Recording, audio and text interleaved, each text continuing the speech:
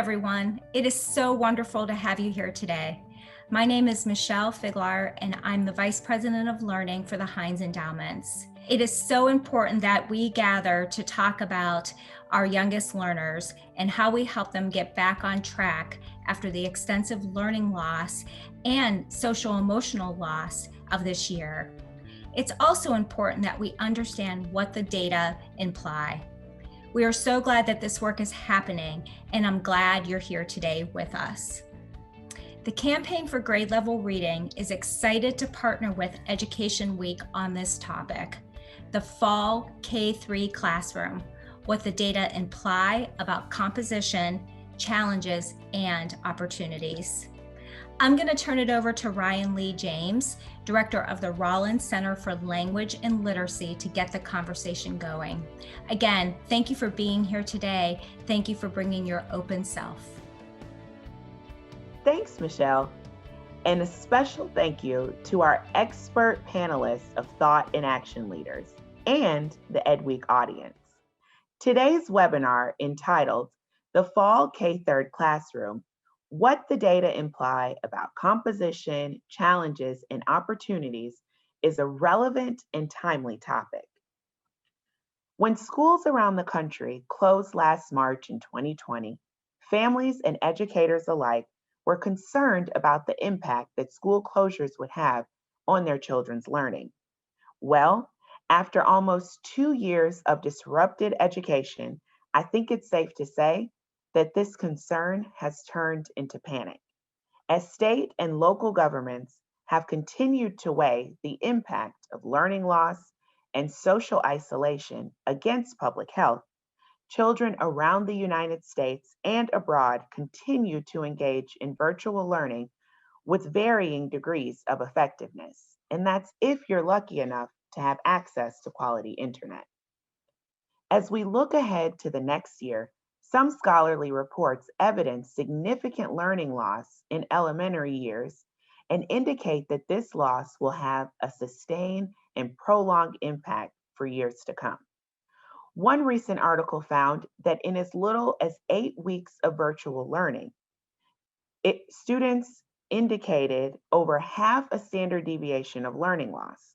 Not surprisingly, the study reported disproportionate impact for some students, specifically greater learning loss among children from lower socioeconomic status backgrounds.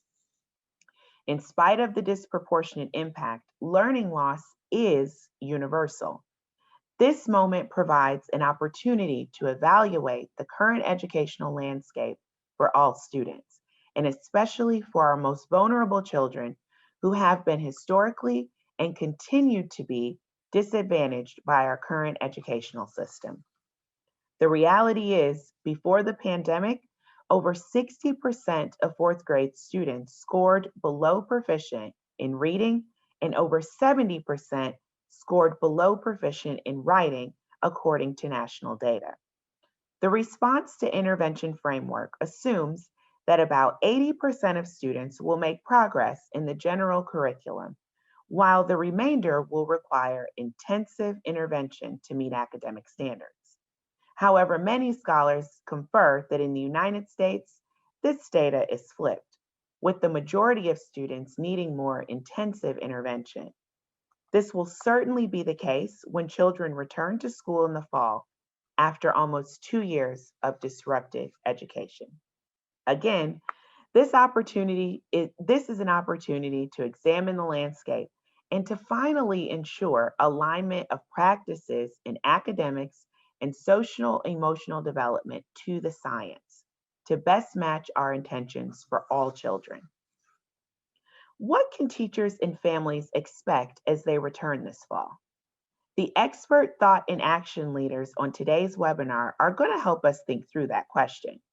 One thing is certain, though, we will need to rely on relationships as the foundation, meaningful and intentional connections between students and teachers and families, because it will take all of us in a collective effort to ensure our students are on a path to achievement in the classroom and beyond. Today's webinar will begin with first exploring what the data imply about the composition of the fall 2021 K-3 classroom, the difference from the fall 2019 classroom, and what this means for teachers with our colleagues Woody Pack from Curriculum Associates, Beth Tarasawa from NWEA Research, and Hetty Cheng from Attendance Works. Their discussion will then be followed by 4 thought and action leaders in the field of early learning who will discuss their reactions and share information about their solutions in support of teachers. These leaders include Dr. Renee Boyne-Jarrett, Associate Professor of Pediatrics at Boston University School of Medicine and Director of the Vital Village Network. Dr. Pamela Cantor, Founder and Senior Science Advisor at Turnaround for Children. Dr. Deborah Leong, Co-Founder and President of Tools of the Mind. And last but not least, Dr. Kathy Hirsch-Pasek, Professor of Psychology at Temple University, Senior Fellow at the Brookings Institution, and founder of Playful Learning Landscapes. We will also hear from Alejandro Degac from Springboard Collaborative about the importance of creating opportunities for teachers and parents to collaborate to ensure success in the classroom. Please find a bio document in the resource tab to read more about our incredible speakers today. We have a very packed agenda, and while there won't be time for live Q&A, the Campaign for Grade Level Reading is planning follow-on discussions later this summer with each of the 4 thought and action leaders you will hear from today, where there will be plenty of time for questions during these in-depth conversations. And we encourage you to post your questions in the Q&A box, which will help inform the content for these follow-on sessions. We want to make sure that you know that an on-demand archive of today's presentation will be available online in the next 24 hours. Both the archive and a free-to-download version of the PowerPoint slides will be accessible through edweek.org. I am now excited to turn it over to our colleagues from Curriculum Associates, NWEA Research, and Attendance Works to dive into the data about what they imply for fall 2021 K-3 classrooms.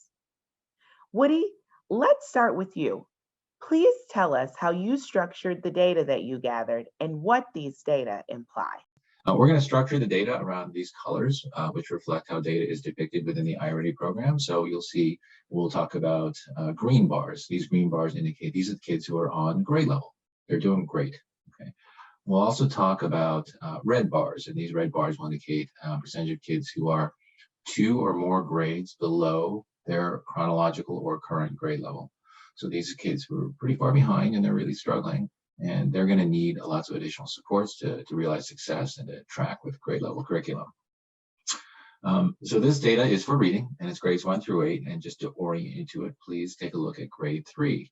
Okay, so what this says is, in the gray bars, historically, 65% of kids were reading at grade level at this point in time in the school year.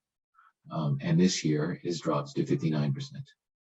You see that the drops of the percentage of kids on grade level is certainly more pronounced and most significant in grades 1, 2, and 3. Critical grades, where we're starting by grade 3 to make the shift from learning to read to reading to learn. And we also, I think, all understand the criticality of grade 3. Great organizations like NAEP would tell you lots of sobering statistics about the fact that if you can't read at grade level by grade 3, you're 4 times less likely to graduate from high school. You'll also see in the older grades, there are decreases about the percentage of kids who are on grade level, but they are certainly much, much smaller. But I do want to point out that these decreases of grade level reading expectations and performance for all kids is present in all grades. Now, the flip side of this, unfortunately, is that it's not just that kids are not at grade level. Some of them are very, very far from grade level, and that's depicted by the bars here in red. So if I were to take, for example, 3rd grade, what this says is historically, 16% of the kids were multiple grades below their current grade level. And this year it's dropped to 22%. Okay. Now, if I want to understand to what degree these challenges have played out differently for different kinds of populations, I can take a look at this data. And this is specifically for 3rd grade reading.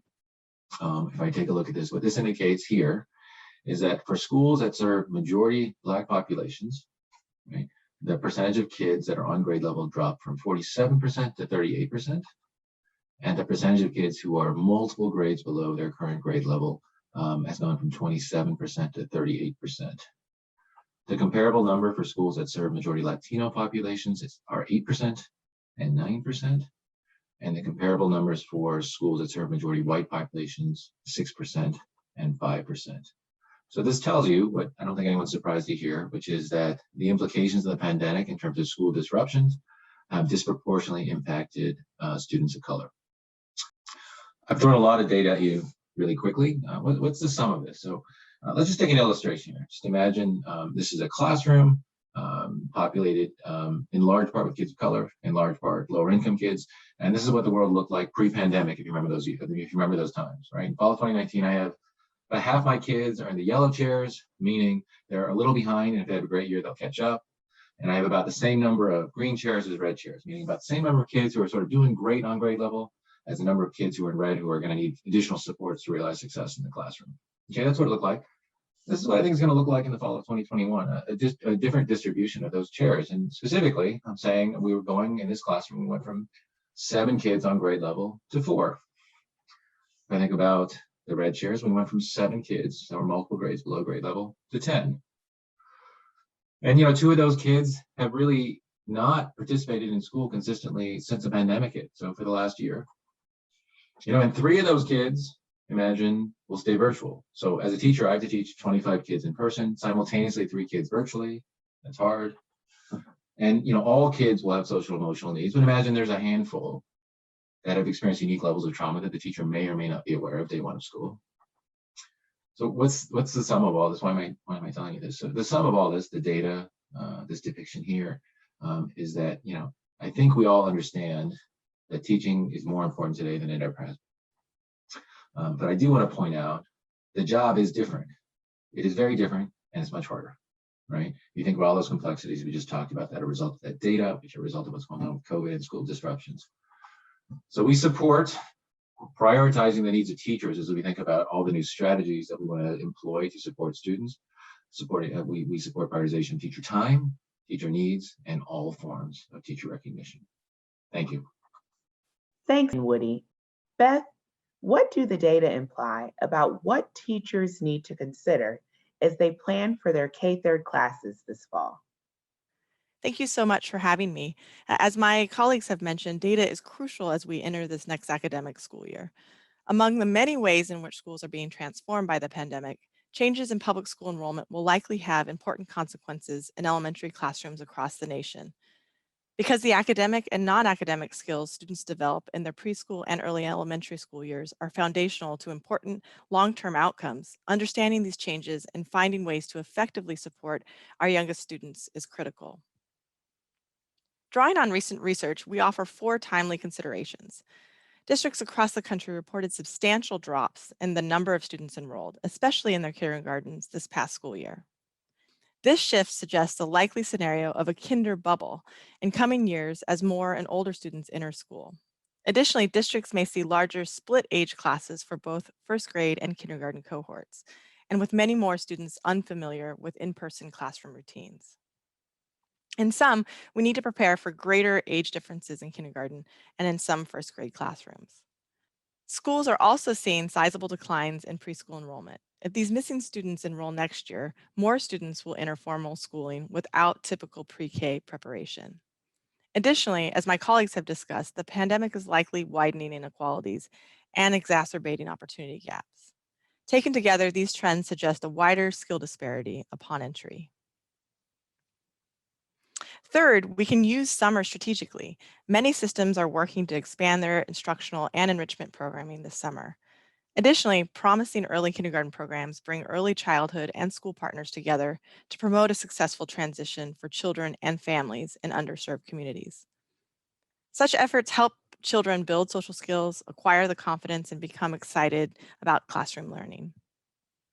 Finally, the academic and non-academic data will play a crucial role in helping educators and families understand the ways to best meet the needs of young students. We also offer some classroom recommendations for educators. including the importance of fostering a sense of belonging and purpose. Elementary teachers are so good at this. Kindergarten teachers in particular play a pivotal role in cultivating students' love of learning, and it all starts with relationships. Taking the time to engage students in getting to know their teacher and their classmates while making space to build learning community is essential in the first few weeks. Second, whole group instruction can be challenging to design when there are a variety of learning needs among students. When you want to provide opportunities to address students' various needs, consider creating small, flexible groups of students. We also stress the need to explicitly teach, model, practice, and monitor classroom routines. This provides students with a predictable and organized learning environment, one in which they feel secure and empowered to self-manage. Finally, I think it's important to acknowledge the heroic efforts educators have made this past year. Teachers have found powerful ways to connect to their students, whether virtually or in person, and those relationships are more critical now than ever as we work to collectively support our youngest students. Thank you for having me. Hetty, the pandemic is causing greater rates of absenteeism. Tell us what we have to be aware of for this next school year. Thanks so much for having me here for this really critical conversation. Enrollment hesitancy among families is likely to result in some students, especially from communities hard hit by the pandemic, delaying participation in in-person classrooms. And even more concerning, schools are likely to experience higher levels of chronic absence in the early grades than ever before. Even in a normal school year, it takes a while for families with young students to get used to a new environment, establish a regular routine of showing up to school, and put in place transportation and backup supports so kids can get to class even when families face challenges. And it will be even harder this year when so many students have been out of the routine of in-person school for some as many as 18 months. Prior to the pandemic, 1 out of 10 kindergartners and first graders were chronically absent nationwide. And in low-income communities, this could be double or triple that level. This data from Connecticut offers a picture of what we may see. Chronic absence are almost double. Kindergartners have the highest levels of chronic absence, but what's concerning is those chronic absence levels stay elevated in the remaining elementary grades. Left unaddressed, high rates of chronic absence predict adverse consequences for learning. Chronically absent kindergartners are less likely to read on grade level by 3rd grade, more likely to continue to be chronically absent, more likely to be retained. The gaps grow over time. And students living in poverty suffer the most. They're more likely to experience systemic attendance barriers that are harder to resolve and can last multiple years. And they're less likely to have the resources at home to make up for the lost learning time in the classroom. But the impact isn't just on the individual students who are chronically absent, it's also on their peers, whose math and reading scores can also be affected. Chronic absence is a leading indicator and a cause of educational inequity. And all of this has implications for how schools and communities can support our youngest students and their families in the coming year. It means that we're going to need to enhance our attention to school climate. We'll need to monitor attendance and chronic absence data so we can better allocate resources for early outreach and intervention and engage in continuous improvement. If kids aren't there, maybe what we're offering isn't working. We're going to have to support positive problem solving, not punitive action. And it's going to make it even more essential that we establish authentic partnerships between teachers, parents, and caregivers. Those who are, quote, the learning guardians for our kids. Thank you so much. Really appreciate the chance to be here. Thanks, Hetty, Beth, and Woody. Your analyses have been eye-opening to me personally, and it's a sobering setup for our conversation with 4 of the nation's thought and action leaders in the field of early learning. I would like to reintroduce Dr. Renee Boyne-Jarrett, Dr. Pamela Cantor, Dr. Deborah Leong, and Dr. Kathy Hirsch-Pasek. The Campaign for Grade Level Reading and the Rollins Center for Language and Literacy at the Atlanta Speech School enter this conversation with strong adherence to Dr. James Comer's foundational admonition. There can be no significant learning without significant relationship. Let's hear from each of you about the relevance of Dr. Comer's statement about relationships in the context of your organization's work. What advice can you offer teachers, school leaders, parents, and communities regarding the challenges coming this fall? There are also some opportunities for great partnership, and how would you encourage those? Renee, could you share your thoughts with us on Dr. Comer's statement and how it impacts your work? I'm honored to be here today for Ed Week as part of the campaign for grade level reading. I find this topic to be of critical importance. I'm so happy to be with everyone today. As Dr. Comer shared, there can be no significant learning without significant relationship. And I think this is critical for us to understand right now. Many of us are here today because we appreciate that children and families have faced significant adversities during this pandemic. They've experienced hardships, they've experienced challenges, and as we're preparing to return to school, there are significant concerns about how this process may go. What's important to remember is that children have incredible tenacity and incredible resilience and are able to tap into an incredible power to heal and to restore, particularly in the context of relationships. So relationships are fundamental to the healing process and fundamental to enhancing the ability for children to express their resilience. Relationships are also fundamentally important to creating an environmental context to support the resilience of children, which will be the best way to reinforce and support each child's learning journey and adaptation as they return to school. So I have the privilege of being a part of the Boston Medical Center Vital Village Community Engagement Network, Vital Village Networks. And a lot of our work throughout this pandemic, we have worked in partnership with parents and community-based organizations, schools, early care and education providers, public health, social service, and advocacy-based groups to really support local community capacity during this pandemic. And what we have been able to be a part of is the tremendous creativity and resilience of communities and parent leadership during this pandemic and during this time. There have been fundamentally critical ideas that have been introduced by parents for supporting each other, for supporting families, and for supporting optimal learning and mental health for children during this time. So I think as we return to school, it's truly important to not unravel or undermine these really important and really vital social networks and support systems that have formed and strengthened during this pandemic. It's important for us to think about how do schools actually tap into, appreciate, uplift, and leverage the really important community level supports that have blossomed during this time. How can we be better partners with community-based organizations? How do we partner better with parents? And how do we center the voices of children and parents as we're beginning to anticipate and plan for this transition? So often all cylinders are firing around preparations for return to school. A fundamental question is, in what ways are parents being engaged and caregivers being engaged in participation for this planning? In what ways are educators and their needs being centered as well?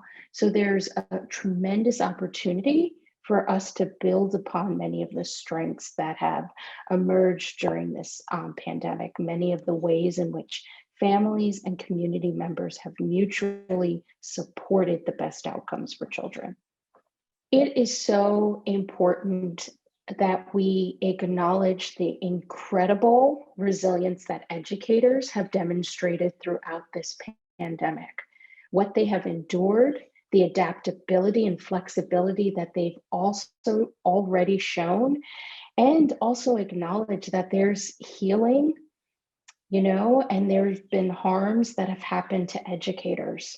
So I think in our society, we don't do enough to acknowledge the leadership and to acknowledge the value of educators. And I think as we begin to think about the returning fall, it is so important to, one, appreciate and acknowledge what educators have helped lead us through during this pandemic over the past year, but also making sure we're building a wellness culture that can truly support and reinforce this transition process for educators. So really thinking about ways we may need to create opportunities for new and different conversations. During this pandemic, we have been through more than the COVID-19 pandemic. We have also faced a national reckoning around racial inequity and injustice. This has taken a toll on all of us. And educators are at the front lines of answering the questions that children have based on what they have seen and heard and witnessed over this past year. So it's truly important that, one, we appreciate the toll that has taken on our educators, and two, we create space and opportunity for conversation, for enhanced supports, for expanded resource supports to really promote the well-being of our educators, and to also appreciate, acknowledge, and to hear their concerns. One thing we've emerged from this pandemic with, myself being a parent myself, is an enhanced appreciation for all educators do every day for our children. And I know one thing educators are emerging from this pandemic is with an appreciation for the ways in which parents have really risen to this occasion as well. One thing we've learned is that we truly have to work in partnership, and the partnership is essential to supporting children consistently and with similar structure and opportunities for them to thrive. So what I see emerging this fall is truly the opportunity for us to rethink, what do partnerships with parents truly look like? If we are truly invested in partnering with parents equally to support the best possible outcomes for children, what might that look like? And I think one thing we're learning as we're during this period of the pandemic is that partnership actually may look different than how it had in the past. So how can we create more opportunities for meaningful conversation? How can we create more opportunities to perhaps expand partnerships with parents? And what are some of the factors that might lead to more successful, sustained, authentic partnerships with parents? And I think the place to begin is really centering on what's best for children. So we realize that children will be returning to school with much more in their backpack than they had in the past. More anxieties, more concerns, more worries about what may happen and what the future may hold. So working consistently and in partnership as a unit with parents and families is going to be critical to reestablishing a sense of safety for children, a sense that communication and their needs will be met, and that their needs are being heard.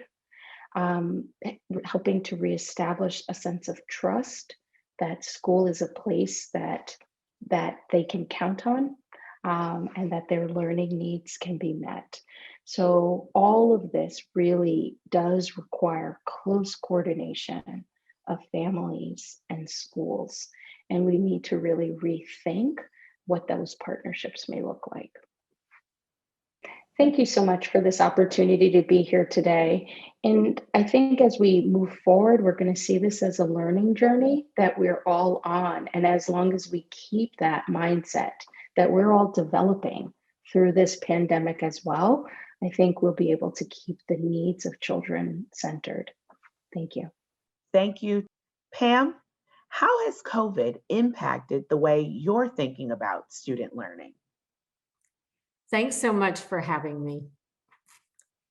Before COVID and the events of the last year, if I had had the opportunity to talk to you about human development, the development of the brain, and learning science, I would have begun with this. There are 20,000 genes in the human genome, yet in our lifetime, fewer than 10% will ever be expressed. What determines what's in that 10%? It's context, the environments, experiences, and relationships in our lives. Genes are chemical followers. They're little packages of protein with receptors on their surface that are triggered into expression by context, by the environments, experiences, and relationships. It is context that determines who we become, how we learn, and even the expression of our genes. The risks and the opportunities in development and learning sit inside this one profoundly important point, that there is no separation between nature and nurture, biology and environment, brain and behavior, only a collaboration between them. Developmental and learning science tell a very optimistic story about what all young people are capable of. Children's brains and bodies and abilities are malleable to experience because the human brain is a dynamic living structure made up of tissue that is the most susceptible to change from experience of any tissue in the human body. The brain is also malleable over time. Most of its growth happens after we're born, so there are multiple opportunities to catch up along the way. So there are only 3 things to know about brain development: astounding malleability, experience-dependent growth, and the role of context.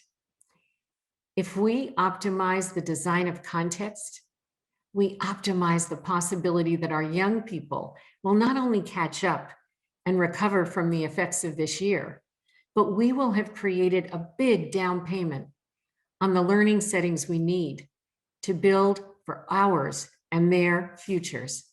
It's as simple as that. We have done this for some children, mostly middle class and affluent kids who will have an easier time surmounting the effects of this year. But we have not done this for all children. And we especially have not done this for students of color and students in low-income communities. This is the opportunity we have now and the inflection point that we are in. What happens from here depends on the things we decide to invest in. We are living through a unique paradox in this time of COVID, that to stay physically safe, we've needed to be physically distant from some of the crucial relationships in our lives. The very connections that we need to feel safe, manage stress and fear, and build our resilience. Relationships are central to learning, to engaging, and managing stress, because relationships are biologically mediated by a hormone called oxytocin, a hormone that produces feelings of trust, love, attachment, and safety. And that's not all. Oxytocin hits the same structures in the brain as cortisol, the primary stress hormone. Yet oxytocin is more powerful because it can literally protect children at the level of the cell from the damaging effects of cortisol. This is why the effects of trauma are reversible. Not the events, but the feelings and emotions are reversible. Relationships that are strong and positive cause the release of oxytocin. And this not only helps children manage stress, it also offsets the damaging effects of cortisol and even produces resilience to future stress. When we speak about the human relationship, we're not just talking about being nice to a child. We're speaking of a connection that is built through consistent caring, protection, presence, and trust. One that can make a child believe something about themselves that they couldn't believe until you entered their life. On top of that, neurochemicals and hormones like oxytocin wire the brain. They fuel neurons with energy, causing them to fire and connect to other neurons. And as the brain becomes increasingly wired, we become able to do increasingly complex things, whether it's reading a book, riding a bike, or developing resilience. The human relationship and oxytocin are the most powerful examples we have of positive context. Relationships are central to all development and learning. Children will learn some of the most crucial skills through relationships like co-regulation, executive function, and belonging. And nowhere is that more true than in the early school years. The insights from brain science align totally with what so many parents want for their kids and what so many teachers have been saying for years, that we can create a system of schools and classrooms that recognize children as whole people, value their assets, and support them to excel. Developmental and learning science is clear. First, we need to design schools and all learning settings mapped to the way the brain learns and children grow. The science calls for a design that combines 5 elements: positive developmental relationships, environments filled with safety and belonging, rich, meaningful learning experiences, the intentional development of the skills, mindsets, and habits that all successful learners have, and integrated systems of support. These are the non-negotiable elements of whole child design. The development of a whole child emerges when we combine these elements into experiences that connect to one another. And if you want to picture this, picture a web of experiences, because this is how our brains actually develop. Lots of connections between brain structures, and these connections produce increasingly complex skills. Today, we know that the skills and talents exist in children in a potential state. They reveal themselves in environments designed to do just that. But the approaches we've taken thus far to learning into schools haven't fully challenged our assumptions about young people. What is any child capable of under the right conditions? We can start with this mind-blowing insight that context and relationships shape the development of who we become, even trigger the expression of our genes, and we can use this knowledge to harness the brain's astonishing malleability to unleash the potential in each and every child. We can ask and answer the same question that researchers in other fields have asked. What can we do that will work optimally for this child in this context? And it is that question that gets you to fundamentally different answers about the way our schools and learning settings should be designed. Environments rich in relationships so young people can manage stress, ignite their learning, build their belief and confidence all at the same time. I'll look forward to upcoming opportunities to explore all of these subjects with you in greater depth and to share more of the tools and resources that Turnaround for Children is building to catalyze this work. Thanks so much for having me. Thank you. Deb, can you explain how Dr. Comer's quote on relationships has impacted your work with tools of the mind?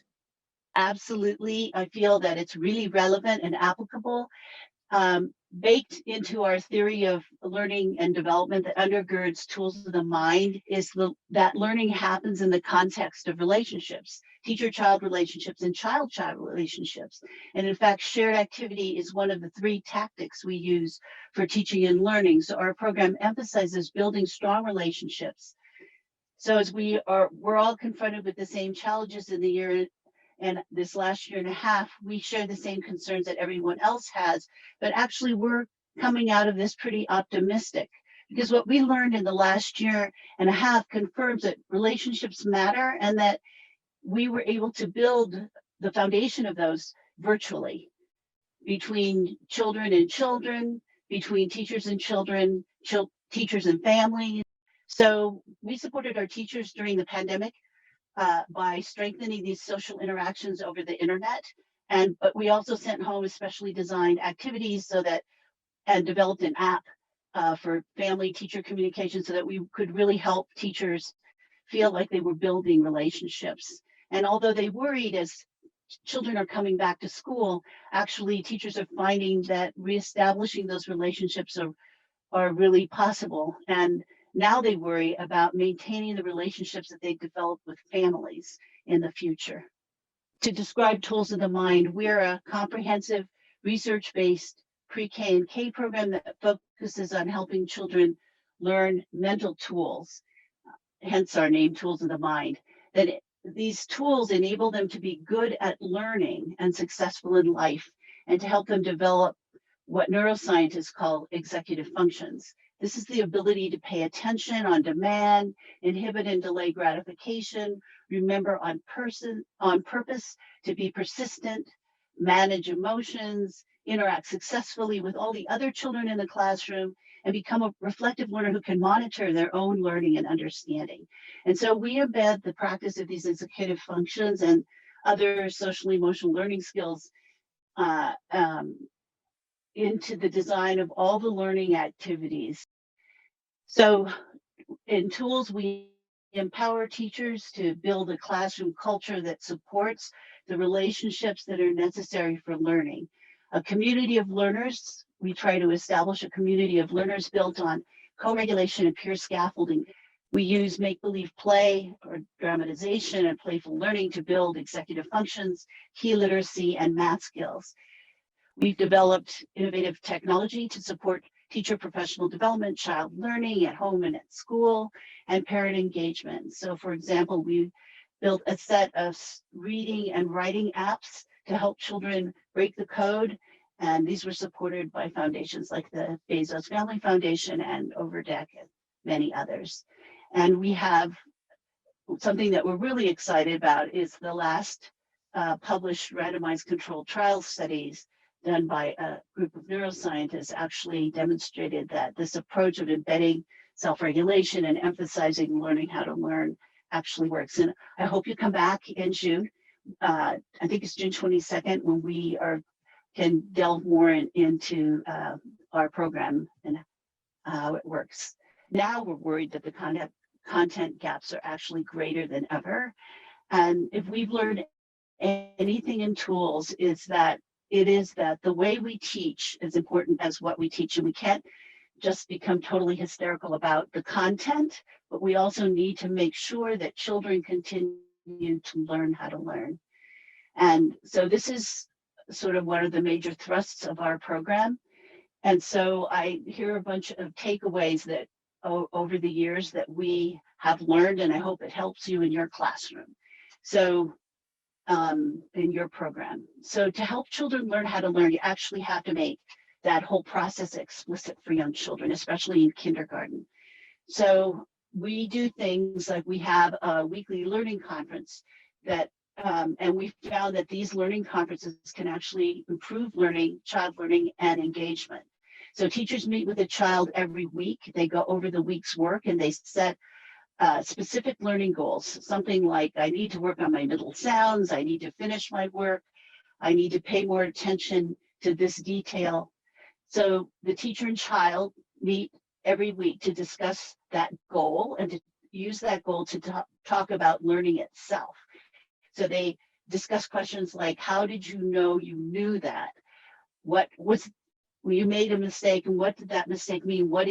Did you learn about what you didn't understand or did understand? Were you paying attention to the right thing? How can you remember better? A second takeaway, I think, is that observing how children practice without you is really important, because independent practice is really how children internalize these skills. And so if you watch them practice without you, you need to, and there are problems, you need to organize the practice so it's more productive. And so we do things like making practice social. So we have learning games where they play together. We have a study buddy that you can talk to if you get stuck. So aside from sort of working on how children practice, we also think a lot about how we organize learning groups, because this can have an unintended consequence. So, we have learning groups so that we can individualize instruction and put children who have similar needs together. But I think that there is a downside to doing that, and there can be unintentional negative consequences, like creating cliques in the classroom where social status depends on which reading group you belong to. These things can negatively impact the motivation of children. And in fact, new research shows that it actually can impact negatively Black and Brown children and children who are non-native English speakers disproportionately. So we think a lot about ways of individualizing instruction without relying on homogeneous grouping. And then the last takeaway is that this is not the moment to give up on make-believe play or playful learning. And it really, as I said before, we're worried about the content, but we have to have faith that helping children learn better will, in the end, help them gain the content that they need in a deeper way and as quickly as they can absorb it themselves. We believe that starting families out with productive partnerships with teachers is critical, not just for the development of children, but for parents developing a sense of self-efficacy and learning to become the advocates for their children across their years in schooling. And early childhood is really the right time to get this started. So we feel that personal communication between teachers and families is really important. And there's a need to incorporate today's ways of communicating. And we also need to be responsive to families that are juggling really multiple responsibilities, as well as teachers who are now juggling many more responsibilities being in the classroom. So for us, text messaging has worked the best. And with the generous support of the Lego Foundation, we actually developed an app that supports auto translation of texts into over 100 home languages and allows parents to share video of their children learning, playing, reading, and writing at home with their teachers, their child's teacher. Teachers and parents then can text back and forth through the app about what is happening and how children are learning and what might be effective, step A or B, what's happening. And then a follow-up. I was asked to give some suggestions for administrators. I think one thing is to preserve teacher time for communicating with parents regularly, to provide access to tech resources that make this communication easy for teachers and parents, and to provide professional development that helps teachers learn strategies for powerful partnerships with parents, and to apply diversity, equity, and an inclusivity lens to establishing these partnerships. So I hope that you'll come back in June to learn more, and I really appreciate the Campaign for Grade Level Readings attempt to help us all discuss all of these really important questions. Thank you. Kathy, from your perspective, what can schools expect this coming fall? Thank you so much for inviting me today. It is really an honor to be here. You've heard a little bit about where we are now and what we can expect. As of May 2020, school building closures impacted nearly 48 million public school students. And in only 12 states now require in-person instruction. That is about to change. But what can we expect? We're going to see huge variability in school readiness. We're going to see differences in children's attention spans, who have spent way too much time on Zoom calls. We're going to see increases in anxiety and especially in social emotional skills. What a range, and exacerbated inequalities. but we can build back better. And today, what I want to talk to you about is not the crisis, but what each and every one of us can do about it, using educator expertise, student engagement, and increasing equity and access among students. And how are we going to do it?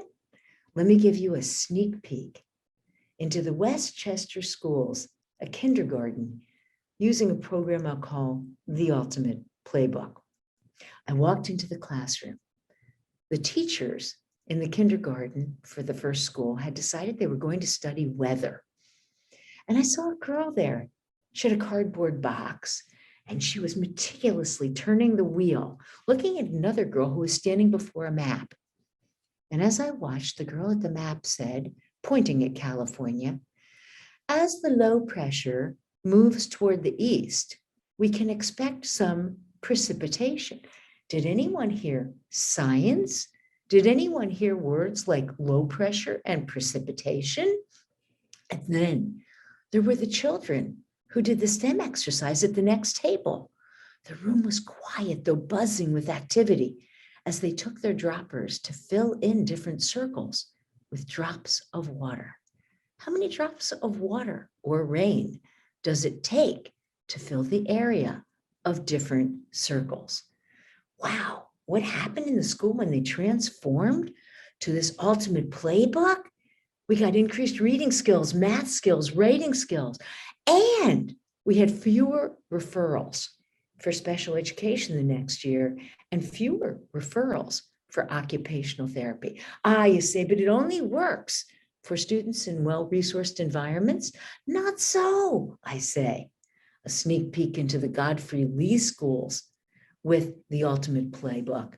We found in a small community school district in Michigan, 80% of the students are Hispanic. 93% of the students face economic challenges. Tried exactly the same things, but this time with a theme that the teachers wanted to use, which is a market, creating a marketplace. And what did we find? The teachers enjoyed learning more, the students were more engaged, and we had better reading and math outcomes on standardized tests. What you saw that we can actually do theme-based learning that celebrates teacher knowledge and covers the curricula by adding a bit on how children learn, which I call playful learning. It's fun. It's active, not passive. They're not sitting and listening to you. It's engaging rather than distracting. It's meaningful both to you as the teacher and to the students. And importantly, it's socially interactive. We've heard it before. Relationships matter. But it's not just about how children learn, it's also what children need to know. As we go through the 21st century skills and outsmart the robots, they need to build on a foundation of collaboration and relationships. On that, we build communication or language skills. On that, we build our content, critical thinking, creative innovation, and confidence. With the suite of 6 C's, we can actually learn to outsmart those robots. Why do I call it the Ultimate Playbook? Because it's a combination of playful learning, active, engaged, meaningful, socially interactive, iterative, and joyful learning with the 6 C's that I just described. You can see it in Becoming Brilliant and in our recent piece for the Brookings Institution that came out in January. Take a peek. I'd also like to take you beyond the classroom because education involves parents. It involves communities. And we are in fact now changing those communities in playful learning landscapes. We've transformed bus stops that you see here on the left side of your screen. You see with Brenna Hossinger-Doss's research that we could take a bus stop and turn it into puzzles, where we have a puzzle of Martin Luther King and on the other side, another puzzle, children practicing STEM skills. And on the right, you see fraction ball. We repainted a basketball court. Instead of the 3-point line, it's now a 4-4. And then you move in and you get a 3/4 line and a 1/2 point line. And on the number line at the side, children are keeping score. Yes, just 2 weeks of playing this in the playground, second and third graders. And Andy Bustamante shows us that they learn decimal fraction conversion on a standardized test. They're learning the same curriculum, but they're learning it in a fun way. By thinking through the ultimate playbook and using playful learning and the 6 C's, teachers and students can thrive in a post-COVID classroom through educational expertise, student engagement, and equity. And the teachers, yes, you will even have more fun teaching. And we all know where it starts. As James Comer taught us, there can be no significant learning without significant relationships. You can hear more on June 29. Come back and I'll tell you more of the details. Wow. Thank you to our thought and action leaders for an interesting and impactful conversation. Now we'll turn our attention to Alejandro Degat, founder and chief executive officer of Springboard Collaborative, whose mission is to close the literacy gap by closing the gap between school and home. Alejandro, based on your work coaching teachers and parents to collaborate to help kids reach grade level, please share your thoughts about this playing out in communities as schools reopen this fall. The way I see it, this can play out in one of two ways. Either distance learning remains kind of a frustrating experience, eroding our education sector's faith in the promise of learning at home. An entire generation of Black and brown kids falls through the cracks, and their parents are relegated back to the margins of the school system once the buildings begin to reopen. And I worry that with an influx of resources, there might be a temptation to kind of reach for the familiar set of classroom interventions that for decades have failed to move the needle. Or we can choose a different path, right? Where districts experience success working with families. Teachers and parents, they set goals together. They support each other as teammates, and they notch wins. They begin seeing the fruits of their labor in kids reaching one goal and then the next and the next and the next.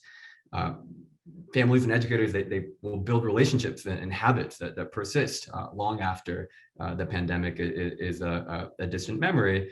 And districts will dramatically improve their outcomes by increasing instructional time at home with the people and the resources that have been there all along. And finally, schools will become more equitable places where families and educators work together as equals. That's our choice. And I think collectively, not just the panel, but the people who are here attending from all over the country, we've got the ability to go down that second path. Thanks, Alejandro. As you've indicated, parent and teacher partnerships are more important now than they've ever been if we're to reach every child. Our data experts and thought leaders have shed light on the challenges the pandemic has exacerbated. Importantly, though, they've shared opportunities to meet this moment with teachers and families for every student. A special thank you to our panel and to Ed Week for the co-sponsorship. I'd like to remind everyone that the Campaign for Grade Level Reading will be hosting follow-on webinars as a part of GLR's Learning Tuesday series this summer, as you'll see on the slide. Thank you for your participation today, and we look forward to seeing you at GLR's follow-on webinars.